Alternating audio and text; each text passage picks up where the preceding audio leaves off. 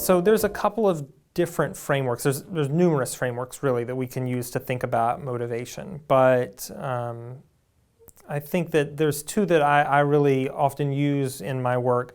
The first one is behaviorism, which was created by a guy named B.F. Skinner back in the 1930s. He was a psychologist at Harvard, and if you skipped your Ed Psych 101 class, what he did was he took a bunch of pigeons and crammed them into boxes, and he had two buttons in the boxes. One was a green button and one was a red button. And if the pigeon pushed the green button, food pellet would be dispensed.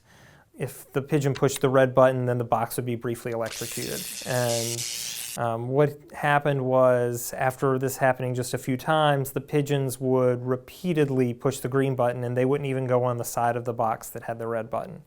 And what he took away from this, which seems really obvious to us now, but was a tremendous leap forward at the time, is that if you want to increase a behavior, you reward it, and if you want to decrease a behavior, you punish it.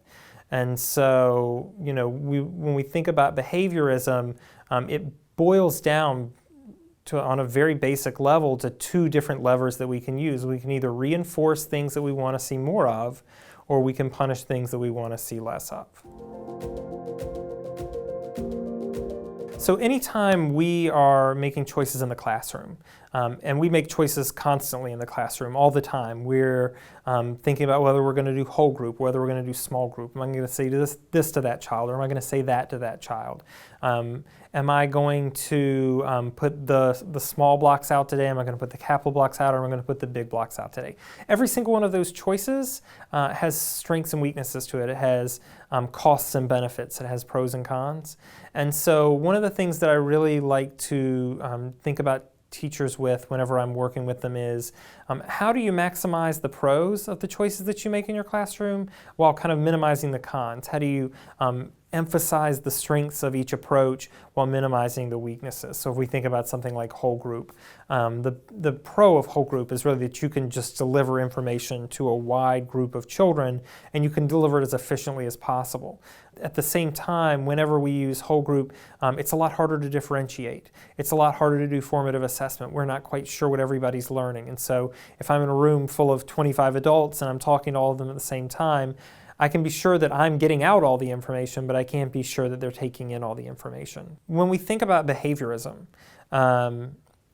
it's important to recognize that behaviorism, just like everything else, also has strengths and weaknesses. And so I always like to talk about the strengths first. The big strength of behaviorism is that in the moment, in the short term, there's nothing that is more effective than behaviorism. And so if I really need a child to stop doing something, or I really need a child to start doing a procedure a certain way, there's no faster way, no more effective way to get them to start doing that than behaviorism. Promising them, if you do this, then you will get that, which is kind of at the root of reinforcement. That really is incredibly motivating for children on a neurological level. They have the opportunity to get that prize, and their brain immediately orients and starts using their executive functioning skills and starts planning and starts really getting them on track. And then when they actually get that reward, their brain releases dopamine and they feel good, and it just creates this cycle where they hopefully actually kind of self-reinforce that behavior that we originally started out reinforcing. And so there's really nothing more effective in any theoretical framework than behaviorism at getting children to do that thing in the short term. In the long term, behaviorism has some maybe less appealing aspects that make up kind of a set of weaknesses that it has. So when we think ethically about behaviorism, if I've got a student sitting on one side of me and a student sitting on the other side of me, and the child on the right of me is kind of constantly in trouble and constantly doing the wrong thing, and really maybe makes my life difficult as a teacher. I know people probably have difficulty imagining what that child's like, but on the other side of me, I've got a child who is just always perfect.